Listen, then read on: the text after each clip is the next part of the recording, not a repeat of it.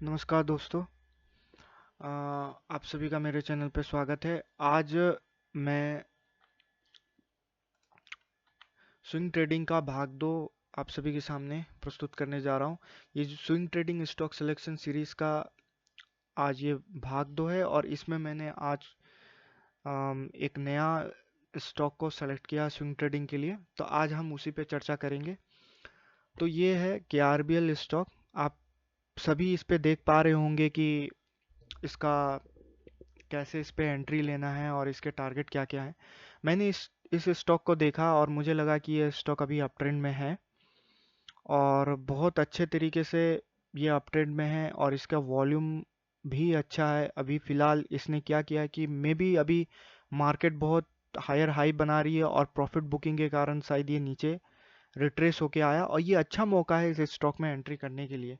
तो चलिए मैं इसे चार्ट के माध्यम से आप सभी को समझाता हूँ कि देखिए मैंने एक KRBL का ऑलरेडी चार्ट बना के रखा हुआ है, तो हम थोड़ा सा देखते हैं कि KRBL में क्या है। देखिए KRBL में यहाँ से डाउन साइड गया, डाउन साइड उसके बाद यहाँ पे KRBL ने एक हाई बनाया, फिर एक लो। तो ये पिछले लो से हायर है और यहाँ से ये फिर इसने एक अप मूव किया, उसके बाद यहाँ पे प्रॉफिट बुकिंग हुआ, उसके बाद से ये फिर नीचे आया। तो देखिए यहाँ पे गौर करने वाली बात ये है दोस्तों कि एक यहाँ पे डिमांड जोन टाइप का बना रहा है। यहाँ पे भी एक डिमांड जोन है, देखिए वॉल्यूम देखिए और कैंडल देखिए, यहाँ पे भी एक डिमांड टाइप का है और आप देखिए यहीं से आके इसने स्पाइक मारा। तो कहने का मतलब ये है कि इस कैंडल ने कंफर्म किया है कि हाँ यहाँ पे कुछ बाइंग प्रेशर है। दूसरी बात मुझे ये देखने को मिली कि जब ये फॉल हो रहा था, ये वॉल्यूम यहाँ पे ड्राई अप हो रहा है।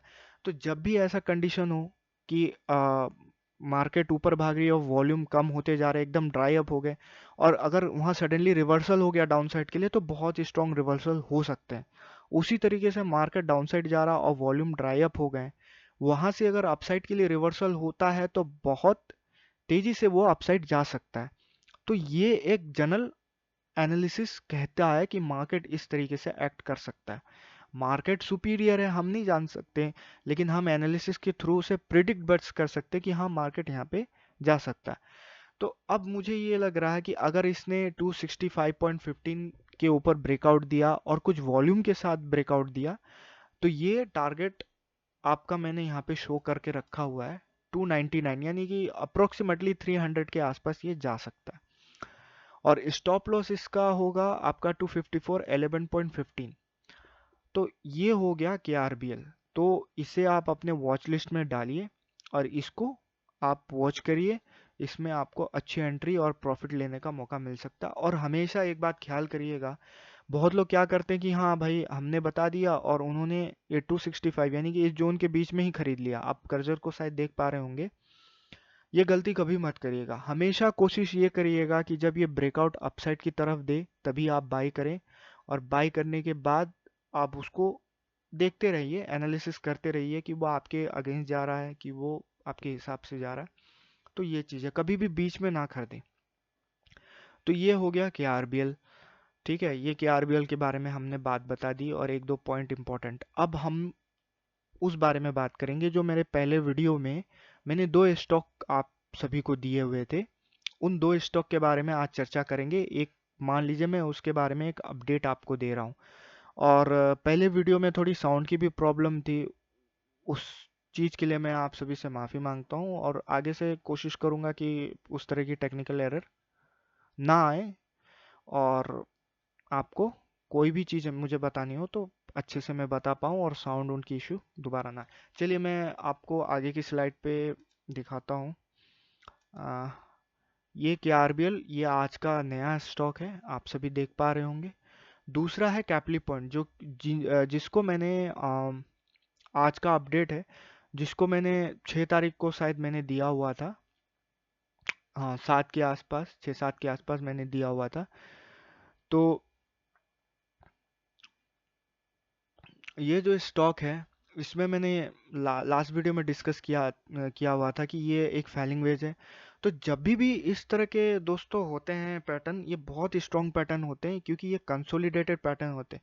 मैं कभी भी triple bottom, double bottom, cup cup and handle, इस तरह के चीज चीज़ हैं, ये भी सक्सेस होते हैं, मैं ये नहीं कहता हूँ कि इसमें कोई प्रॉब्लम है, लेकिन मैं इस सब चीज़ों से थोड़ा दूर रहता हूँ। क्यों? क्योंकि ये जो स्क्वीज वाला पैटर्न होते हैं, ये स्क्वीज होने के बाद जब भी ब्रेकआउट देते हैं, ये बहुत तेज़ी से जिस दिशा में इन्होंने ब्रेकआउट दिया उसी दिशा में भागते हैं। अगर डाउनसाइड दिया तो डाउनसाइड, या अपसाइड दिया तो अपसाइड। इनके फेलियर के चांसेस भी काफ़ी हद तक कम रहते हैं। तो मैं इसीलिए कंसोलिडेटेड पैटर्न जो कि कंसोलिडेशन करते हैं, जैसे फेलिंग वेज हो गया, ये आपका पेंडेंट भी हो गया, सिमेट्रिकल ट्रायंगल, इन सब चीज़ों को मैं ज़्यादा इस्तेमाल करता हूँ। और ये पहले वीडियो में भी मैंने इन सब के बारे में बताया। अच्छा देखिए, मैंने मैंने यहाँ पे दिया हुआ था इसका, चलिए मैं चार्ट के थ्रू आपको इसको दिखाता हूँ। ये है आपका कैपली पॉइंट। मैंने इसको दिया हुआ था 3 दिसंबर के आसपास दिया हुआ था, 3-4 के आसपास, आप वीडियो में देख सकते हैं। वहाँ पे उसके बाद देखिए, जिस दिन ये 7 तारीख को खुला, उसने ब्रेकआउट के साथ ही जो है कि इतना माने मोमेंट आया कि मुझे लगा कि उसी दिन शायद ये टारगेट दे देगा, लेकिन टारगेट नहीं दे पाया। उसके बाद से यहाँ प्रॉफिट बुकिंग हुई, लोगों ने सेल किया। लेकिन अब इसमें मैं आपको एक गोल्डन पॉइंट बताता हूँ, बहुत लोगों को पता भी होगा, और जो जिनको नहीं पता या है तो उनके लिए ये गोल्डन है, हमेशा याद रखिएगा, हर चीज में ये काम आता है। देखिए, अब मैं प्रिडिक्ट कर सकता हूँ, मैं बोल सकता हूँ मेरे एनालिसिस के हिसाब से, जरूरी नहीं कि मैंने जो कहा वही होगा, ये में भी नीचे चला जाए, लेकिन यहाँ से मुझे क्यों लग रहा है, पहला तो ये कंसोलिडेटेड पैटर्न है, तो ये मेरा एक कॉन्फिडेंस बनाता है। दूसरा देखिएगा, यहाँ से जब प्रॉफिट बुकिंग हुई है तो ये लॉन्ग विक्स वाले कैंडल बने हैं, ये पिन बार टाइप का बना है, तो ये क्या बताता है कि ये जो है बायर्स जो हैं सेलर्स को रिजेक्ट कर रहे हैं, यानी कि बायर स्ट्रॉन्ग पॉइंट में है। और दूसरा, आपने यहाँ गौर किया होगा, वॉल्यूम देखिए यहाँ से एकदम ड्राई अप हो रहा है। कहने का मतलब ये है कि डाउन साइड पे प्राइस आ रहा है, सेलर्स रिजेक्ट किए जा चुके हैं, और वॉल्यूम भी ड्राई अप है, कि कोई इंटरेस्ट नहीं है कि अब इसको बेच के और नीचे ले जाया जाए। तो अब यहाँ से ये ऊपर जाने की उम्मीद है। तो इस तरीके से हम स्टॉक की एनालिसिस करते हैं। तो ये स्टॉक अभी भी मुझे बहुत स्ट्रांग लग रहा है, और मुझे लगता है जाने को ये 560 भी क्रॉस कर सकता है, 570, लेकिन अपना रिस्क रिवार्ड मेंटेन करना है। और 536.25 ये मुझे लग रहा है कि यहाँ तक ये टेक प्रॉफिट करेगा।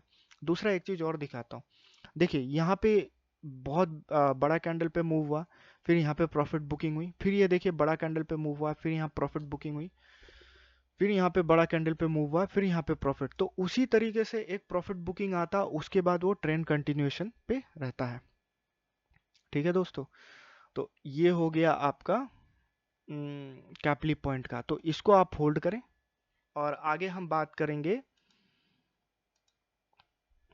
हेरिटेज फूड की। तो ये है हमारा हेरिटेज फूड, इसको भी हम आइए चार्ट पे समझते हैं।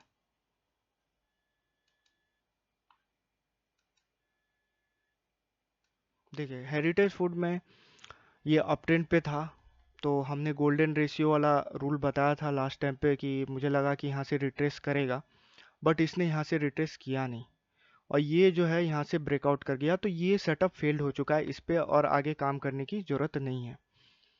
तो अब इसीलिए मैं कहता हूँ कि हमेशा ब्रेकआउट होने दीजिए, उसके बाद ही बाई करिएगा। तो देखिए, जिन लोगों ने यहाँ पे बाई किया तो उन्होंने गलती की, इसलिए बिना ब्रेकआउट के कभी भी बाई मत करिएगा। अब ये नीचे जाने लगा है, तो इसे छोड़ दीजिए। इसमें इसे वॉच लिस्ट में जरूर रखिए, इसमें दोबारा बाई की अपॉर्चुनिटी बन सकती है, और हम दोबारा देखेंगे कि इसमें जब भी बाई बनेगा तो हम इसमें एंट्री लेंगे, सही एंट्री पॉइंट पे, और सही स्टॉप लॉस लगाएंगे। तो अभी इस चीज़ को आप छोड़ दीजिए, क्योंकि ये सेटअप अभी फेल हो चुका है। तो इसीलिए मैं कह रहा था कि यहाँ पे बाई मत करिए, हमेशा ब्रेकआउट पे जो रूल है, रूल को फॉलो करिए। तो ये हेरिटेज फूड है। वैसे देखा जाए तो हेरिटेज फूड भी अभी अप ट्रेंड में है, अभी डाउन ट्रेंड नहीं हुआ। डाउन ट्रेंड तब होगा जब ये इस पॉइंट को तोड़ेगा, 273। इसके बाद से अगर इसने स्ट्रॉन्ग वॉल्यूम के तौर पे इसे तोड़ा, तो हम कह सकते हैं कि अभी ये डाउन ट्रेंड पे चला गया। तो उसी चीज को अभी कंफर्म करना है। अगर इसने यहीं से अगर वापस ऊपर जाने लगा, तो श्योर शॉट है ये कंसोलिडेटेड हुआ, अब ये ऊपर की तरफ जाएगा। तो दोस्तों, ये था हेरिटेज फूड। अब आगे की बात हम थोड़ी कर लेते हैं। तो आगे रिस्क रिवॉर्ड देख लीजिए, के आरबीएल का जैसे मैंने कल बताया था, हमेशा कोशिश करिए कम कैपिटल से शुरू करने की। शुरू में जब भी मार्केट पे आए, इंट्राडे को अवॉइड करिए, फ्यूचर एंड ऑप्शंस को अवॉइड करिए, क्योंकि ये टोटली आपका कैपिटल वाइप आउट कर देंगे। उसके बाद हमेशा रिस्क रिवॉर्ड को फॉलो करिए, जैसे 3 लाख है मैंने कैपिटल एक स्टैंडर्ड मान के चला हुआ है इस सीरीज़ के लिए। तो हमेशा पर ट्रेड 3,000 ही दीजिए। देखिए, आपके पास पैसा रहेगा तो आप कल भी आएंगे ट्रेड करने के लिए, परसों भी आ सकते हैं, लेकिन अगर आपके पास कैपिटल ही नहीं रहेगा तो दोबारा आप आ नहीं सकते। और स्टॉक मार्केट ऐसा है कि ये कुआं है, आप जितना भी पैसा लाएंगे अगर मैनेजमेंट अच्छे से नहीं किया तो वो पैसा जाता रहेगा और आप उसके रिकवर के चक्कर में ना आप पड़े रहेंगे। तो इसलिए कोशिश करिएगा कि सेफ सेफ वे से ट्रेड करें। तो इसका देख लीजिए 269 क्वांटिटी बनेगा, स्टॉप लॉस आपका 3,000 के करीब है, 2,999 और प्रॉफिट होगा 8,998। तो इस तरीके से इसमें मैंने लिया है रिस्क रिवॉर्ड 1:3। तो होप आपको अच्छा लगा होगा ये वीडियो, अपने दोस्तों के साथ शेयर करें, मेरे चैनल को ग्रोथ करने में मदद करें। और अगर आपको ये चैनल आपको आज का जो भी पसंद आया इसमें आपको, तो इस वीडियो में जो भी डेटा आपको पसंद आई होगी या जो भी स्टॉक सिलेक्शन पसंद आ रही होगी, तो मेरे इस वीडियो को ज़रूर लाइक करें और मेरे चैनल को सब्सक्राइब करें और बेल का आइकन दबा दें फ्यूचर अपडेट्स के लिए। तो आज के लिए दोस्तों इतना ही। नमस्कार।